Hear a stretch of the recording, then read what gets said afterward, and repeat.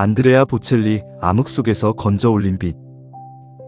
12살 세상에 불이 꺼지던 날 1958년 이탈리아 토스카나의 푸른 들판 한 소년이 땀을 흘리며 축구공을 쫓고 있었습니다. 12살 안드레아 보첼리. 그때였습니다. 날카로운 궤적을 그리며 날아온 공이 소년이 오른쪽 눈을 강타했습니다. 정적 그리고 비명. 병원 침대에 누운 소년에게 의사는 잔인한 선고를 내립니다. 완전 실명입니다. 12살 소년의 눈앞에서 세상의 모든 불빛이 일시에 꺼져버린 순간 그는 영원히 빠져나올 수 없는 칠흑 같은 어둠 속으로 유폐되었습니다. 하지만 36년 후 그 어둠 끝에서 소년은 이렇게 노래합니다. Time to say goodbye. 어머니의 손을 잡은 보첼리는 울지 않았습니다. 보이지 않는 천장을 향해 그는 노래를 불렀습니다. 어머니는 깜짝 놀랐습니다. 어둠에 갇힌 아들의 목소리가 이전보다 훨씬 더 깊고 훨씬 더 간절해졌기 때문입니다. 보첼리는 손끝으로 건반을 더듬으며 피아노를 배웠습니다. 하지만 현실은 냉혹했습니다. 부모님은 말씀하셨죠. 음악으로는 배를 채울 수 없다. 법대에 가거라. 낮에는 점자로 된 두꺼운 법전과 씨름했고 밤에는 생계를 위해 자욱한 담배 연기 가득한 피아노 바에서 노래했습니다. 사람들은 그를 눈먼 바의 가수라 부르며 스쳐 지나갔습니다. 아무도 몰랐습니다. 그 초라한 피아노 바가 세계 최고의 무대를 향한 연습실이었다는 것을요. 34살이 되도록 그는 여전히 무명 가수에 불과했습니다. 그러던 1992년이 어느 날 운명을 뒤바꿀 한 통의 전화가 걸려옵니다.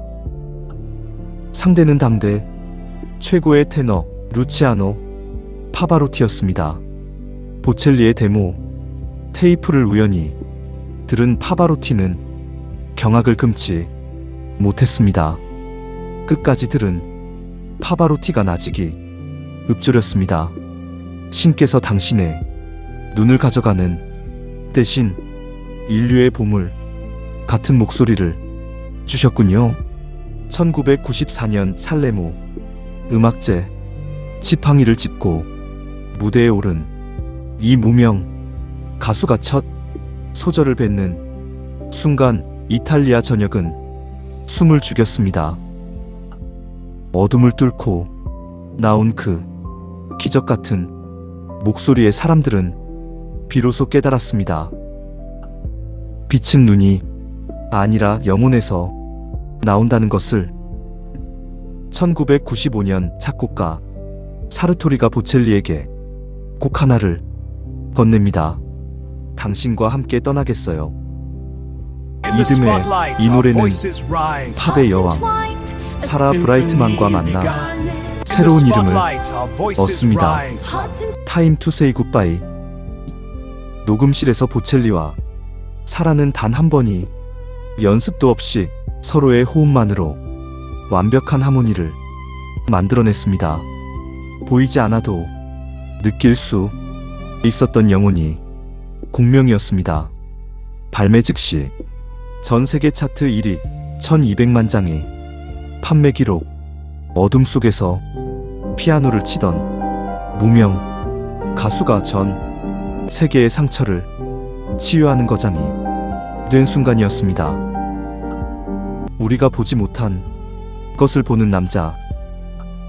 오늘도 안드레아 보첼리는 무대에 오릅니다.